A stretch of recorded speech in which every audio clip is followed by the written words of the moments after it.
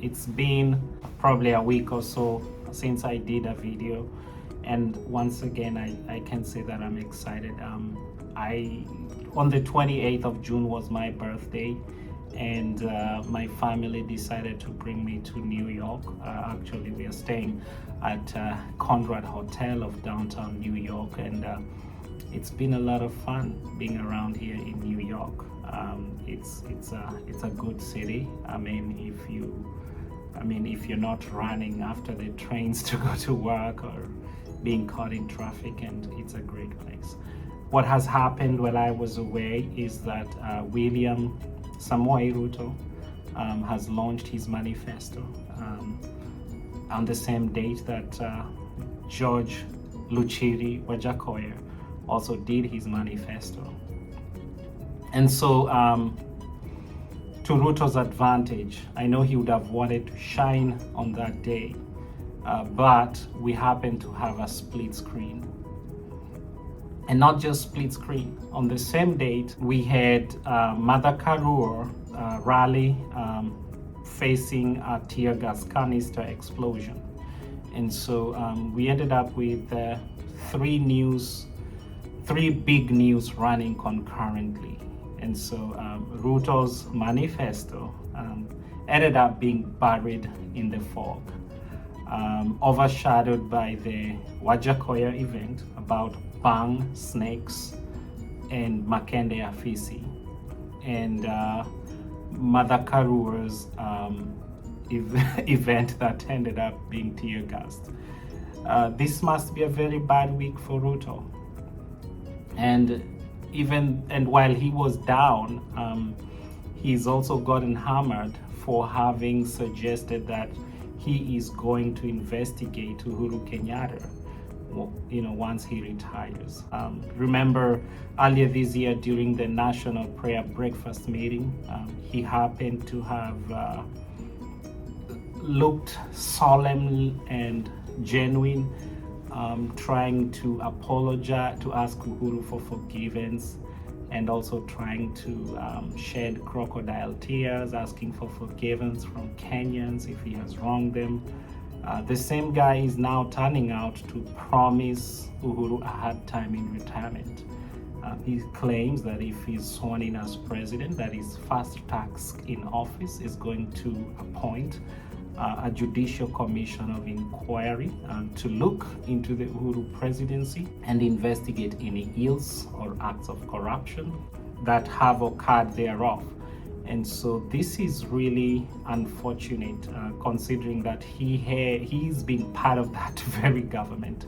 And what I always say, this is something that that if you live in glass houses, it's advisable that you don't throw stones.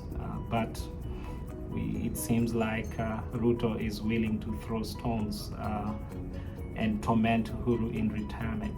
This is quite different. It's something different from what our culture is. Moi was allowed to go into retirement in peace, and so was Kibaki.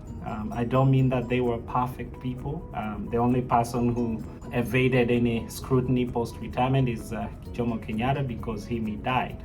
But the first two presidents retired in peace, and the reason why the reason why those former two presidents retired in peace is because we don't want to set a precedent where people come out of power and they are still looking to their back, and then we relive the past and start investigating them, annoying their ethnic community, and then making future presidents be afraid of leaving power because they are scared that they are going to be hounded while out of office. And so we want to create a culture that is not retributive. We want a nation that focuses on restorative justice. We want a nation where if somebody leaves power, then we do fact finding as to what was wrong with the system and why things went wrong. We don't want to start wondering who did what. We want to focus on what really happened. We want to do fact finding rather than fault finding, because the way our nation is structured is that it's very easy to be corrupt and not be caught. So the question is, why is it that we become corrupt, and how can we avoid people being corrupt? Another thing that happened over the weekend, away from what Ruto said, is that Wajackoyah surprised me, with his command of science, the application of science.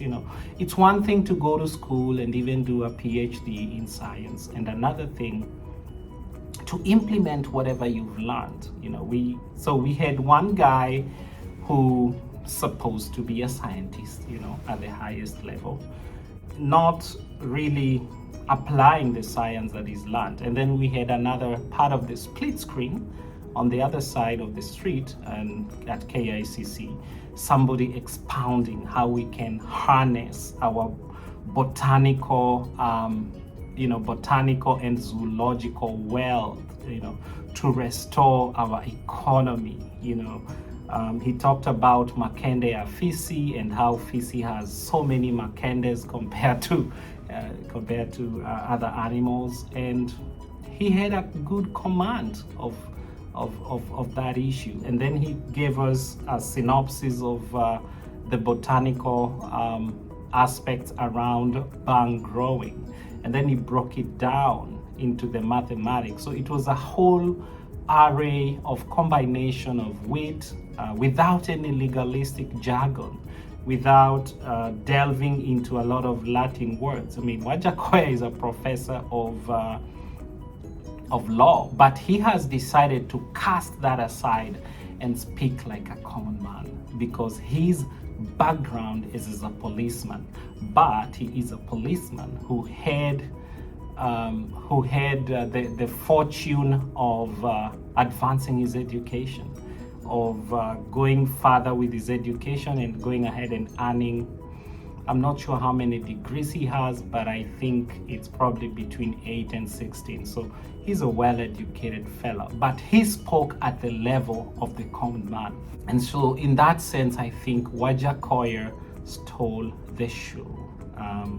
And Ruto had decided to give himself a lot of time to prepare for his event. And I'll tell you one thing, what I bring to this show is something very unique, because I have a background that combines science. I've worked in business world.